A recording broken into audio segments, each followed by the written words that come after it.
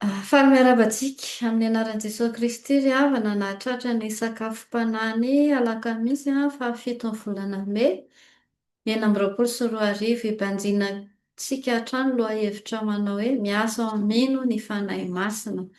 Hivavaka isika. Andriamanitra rainay amin'ny alalan'i Jesosy Kristy tomponay ianao. Sotranao izay ny amin'ny tombonandro, tompo-pahavelomana omenao anay indray. Sotranao ihany koa. Fa ankehitriny izay afaka hiaino anao indray anatin'izao sakafo panahy izao. Dia ny fanahinao masina ny tari-dalana, anay ahafahanay mahatakatra izay rehetra tianao ambara aminay amin'ity anio ity. Ny anaran'i Jesosy ny anaovanay vavaka. Amen. Amen.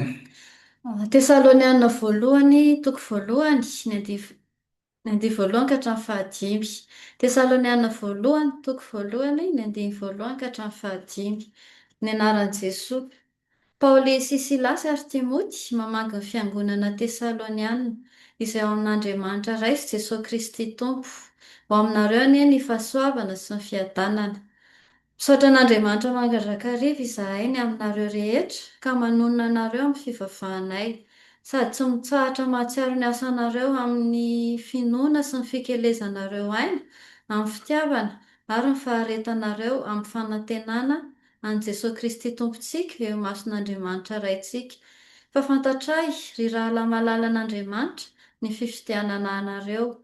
Fa ny filazantsara anay tsy tonga teo aminareo tamin'ny teny ihany fa tamin'ny hery koa sy ny fanahy masina ary ny fahatokiana be. Araka ny hahafantaranareo izay toetra ny fitondrantenanay teo aminareo noho ny aminareo. Amen. Ray masino, manamasinanay amin'ny fahamarinana, ny tenao amin'ny fahamarinana. Amen. Dia mbola manantitra hatrany ny fiarabanantsika tsirairay avy ry havana malala rehetra ao amin'ny tompo. Ato anatin'izao sakafo panahy anio izao indray. Dia ho aminao anie ny fiadanana. Ho aminao ihany koa. Amen. Amen. Ny bokin'ny Tesaloniana ry havana, epistily nosoratan'i Paoly izy io ho an'ny Tesaloniana. Ny tany Tesalonika zany tena tanàna lehibe zany, misy fandrosoana be zany, ary maro ihany koa ny kolotsaina izay nandeha tamin'izany fotoana izany, ary nisy ny fampianaran-diso tamin'izany fotoana izany. Ary manoratra n'izao epistily izao Paoly mba hamerenana indray ireo kristianina ao anatin'ny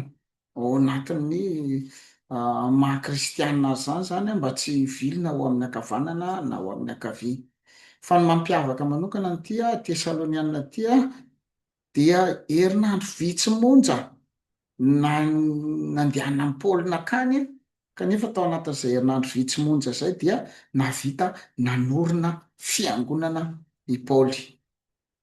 Ary eo anatrehan'izany dia izao lazainy ato hoe misaotra an'Andriamanitra mandrakariva izahay ny aminareo rehetra ka manonona anareo amin'ny fivavahanay. Eto zany tonga dia mipetraka tsara mihitsy hoe i Paoly mitondram-bavaka ny Tesaloniana. I Paoly mitondram-bavaka ho an'ny olona hafa. Tonga dia mametraka lesona ao amintsika zany ry havana. Ny hoe ianao ihany koa antsoin'Andriamanitra mba hitondram-bavaka ny hafa. Ary le eto tena eto hoe mandrakariva. Mila mitondram-bavaka mandrakariva. Jesosy Kristy raha teo raha efa niteny fa mivavao an'izay manenjika anareo. Nareo zany le misy mpanenjika, mivavao azy ireny. Tsy hoe Andriamanitra ataovy mihinany fatandreo, tsy izay le vavaka ataonao. Fa hoe Andriamanitra vangio amin'ny tanam-pahasoavanao reo. Mba Andriamanitra ny hamangy azy fa tsy miaraka amin'ny forsa be ny mamangy anazy fa Andriamanitra ny mamangy azy. Mba hahatonga azy hibebaka ka ho voavonjy izy. Tsy ny hahafatesany ratsy fanahy ny sitrako Jesosy, fa mba hampibebaka azy ireo ka ho vonjena izy. Izay aloha amin'ny andinin'ny faharoa. Fa any amin'ny andinin'ny fahaefatra kosa dia teneny mihitsy hoe fa fantatray rahalahy malala an'Andriamanitra ny fifidianana anareo. Ay zany ianao ity olom-boafidin'Andriamanitra. Aiza zany ianao tia novidian'Andriamanitra anao asa manokana. Ianao mety mieritreritra hoe inona koa izay mbô asako ato am-piangonany, zany mba mively le amponga maro anaka iny, zany mba mitendritendry le clavier iny, zany mba mitendritendry gitara, zany le tabataba ao am-piangonana. Fa novidian'Andriamanitra ianao, novidian'Andriamanitra ianao. Eo anatrehan'izany tongava mivavaka satria ianao novidian'Andriamanitra. Mba eritrereto hoe raikitra invité ho ny mariazy ny zanaky Rajoelina. Tonga daholo ianao mba invité andeha hamonjy an'izay mariazy eo. Tsy andeha ve ianao? Naninakanina fotsiny azy ozy izy ianao de andeha. Ianao nantsoina novidiana tao anatin'ny maro ka sakasakao izay tsy andeha. Novidian'Andriamanitra ianao mba ho isany malala an'Andriamanitra. Ka hoana? Andeha sa tsy andeha? Ianao nefa novidian'Andriamanitra mba hahatonga anao hivavaka ho an'ny olona hafa. De zay, tapitra.